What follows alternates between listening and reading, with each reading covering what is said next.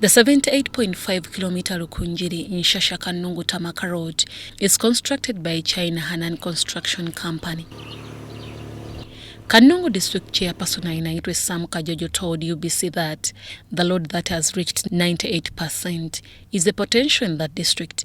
We have finally come to realize the dream of also driving on tarmac from Kanungu to Kampala, and yet Kanungu is key in terms of the economy of this country.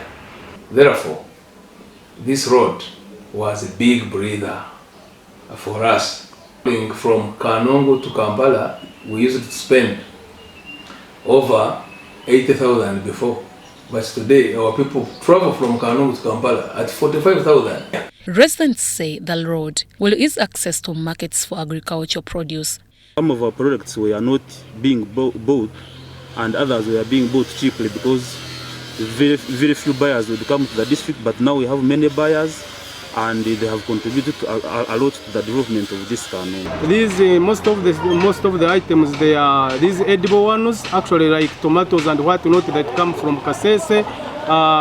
Even transportation of our items to Mbarara, Rukungiri, even transportation to Kampala. The RDC Ambrose Mwesugwa hailed the president for upgrading roads in the area. This area did not have any tarmac road in terms of support to community development. And apparently now transport has become to Chihi and Kanungu.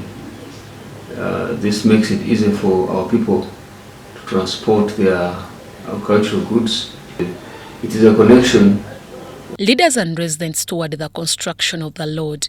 Nengo, where actually it was a risky place, where people could even fear to move from here to Kampala due to the fact that it was a risky road and a risky place actually to pass in this road from Kanungu to Rukungiri. Many visitors weekly, and when these visitors come, they occupy our lodges, they eat food, and that is the income of the district. So it has eased the transportation of goods from our district to other areas. The 78.5-kilometer Rukungiri-Ishasha-Kanungu tarmac road connecting Uganda with Democratic Republic of Congo will boost trade between the two countries.